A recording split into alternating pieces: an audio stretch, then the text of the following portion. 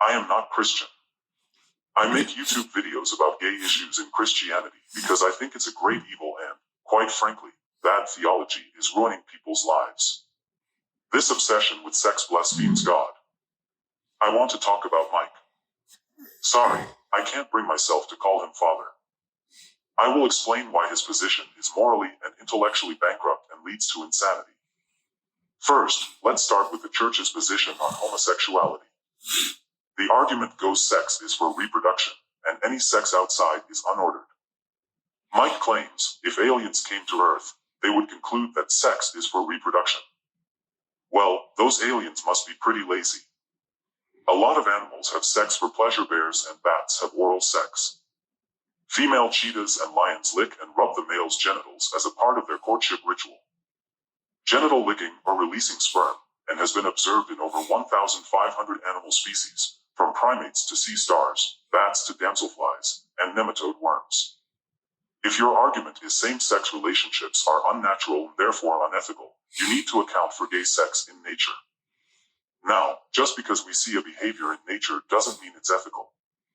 How do we explain animals having gay sex? Is God's plan higher for us? Did the devil make animals gay? If God's plan is higher for us, isn't that petty? Baboons can suck each other off, but God gets cranky if humans do it in a loving relationship because we broke some law. Are we his children, or his toy train set that needs to be exactly his way, or he throws a fit? At some point, it's worth asking how much God really cares about his creation. Is God up there saying, yes, that same-sex couple makes each other better, but they have gross sex that I knew was going to happen when I created the concept of gay sex? I'm mad. Let's burn them. Look, those baboons are really sucking away, like, is that possible? Sure. Anything is possible. Does that make a lot of sense? No. However, it's easier just to call something unordered than build logical arguments. There's also a sloppiness in language. Disordered in what sense? There are same-sex animals. Every society, from the beginning of time, has had same-sex couples. You can't just say something is disordered.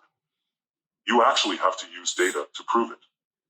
But this vagueness in language allows them to sound good without saying anything. That's why anti-gay apologetic never gets in the weeds. Because talking about why monkeys blow each other would sound really dumb. I would argue a more honest reading of natural law would promote same-sex marriage. If the church had an honest conversation about sex, they would have to admit that they are no altar boys. Even excluding pedophilia, the church has had a long history of hidden sex. In 1990, the book Secret World, Sexuality and the Search for Celibacy. It estimated then that at any given time, only 50% of priests, monks, and bishops are actually celibate. This contributes to a culture of mendacity, lying. A former priest, Richard Sipe, writes, sooner or later it will become broadly obvious that there is a systemic connection between the sexual activity by, among, and between clerics in positions of authority and control, and the abuse of children.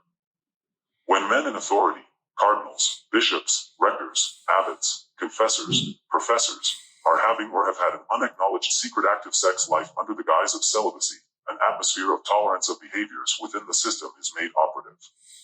So how many children are worth keeping up this dark self-satire of pretending celibacy is natural? It's important to distinguish between celibacy leading to pedophilia and celibacy leading to a, dare I say, unnatural standard which breeds guilt, making what would be honest priests who speak up too compromised to bring abusers to justice. So, a group of men feeling bad about masturbating and endangering children is natural, but healthy same-sex romantic relationships are unnatural. Now, child abuse in the Catholic Church probably has a variety of causes. However, celibacy and the lack of family in the life of priests definitely play a role by promoting isolation and not coming home to a spouse to ground you back in reality. This perverts the priest's perception of reality. But a married priest who might be snapped back to reality by a spouse is not the contrived ideal. The is versus odd tension can be found all over the Catholic Church, such as divorce. Ideally, no one would get a divorce, as Jesus commands. However, in practice, this means women staying with abusive husbands and enduring trauma. Instead of thinking deeply, the church promotes a false choice, or going through a process ran by the church. Funny how the church's policies always empower the church. It's almost as if they are just a regular political organization. Either you live up to what God commands, or you're living in sin. Facts and abuse. Facts be damned. Plus, nuance and questioning don't play well if you are supposed to be God's representative. That's why Mike can ignore nature while promoting natural law. He also ignores history. The celibacy requirement for priests came in 1123 years after Jesus died. While celibacy was always a value in the priesthood, it was never required. The requirement just came about due to priests giving their property to their children. It was not like the Vatican suddenly discovered and misread the Bible. The Vatican sold priests' wives into slavery in a more thuggy chapter in the church's history. If only they had a book that was a deconstruction of power. Probably should have spoken with liberal rabbis. Pope Julius II, the Pope who commissioned Michelangelo to paint the Sistine Chapel, fathered 3 daughters. However, Mike wants even married couples to be celibate.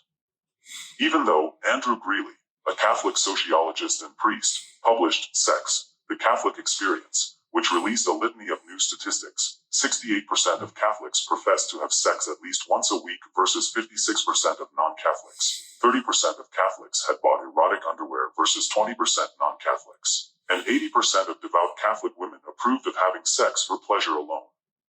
So the question we have to ask is, what do we get with all this celibacy? More abuse and worse marriage and queer people not being able to grow from a romantic relationship.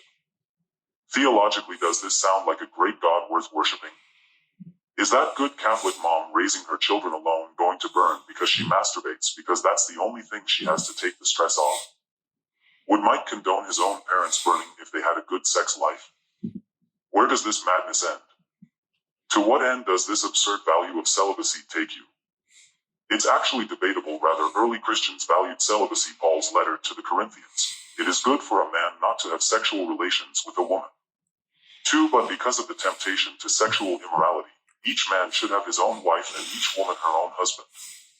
3. The husband should give to his wife her conjugal rights, and likewise the wife to her husband. 4. For the wife does not have authority over her own body, but the husband does. Likewise the husband does not have authority over his own body, but the wife does. 5. Do not deprive one another, except perhaps by agreement for a limited time, that you may devote yourselves to prayer, but then come together again, so that Satan may not tempt you because of your lack of self-control. So sex was looked down upon, but not banned. The Vacation almost changed its stance on birth control after a commission found nothing objectionable with married people having sex for pleasure. The Pope vetoed the change. Why shouldn't this logic extend to queer people? Have we not learned more about what's in nature in the last 1970 years? My man, when you were emailing that gay guy that got cancer and you were like, see, God uses everything.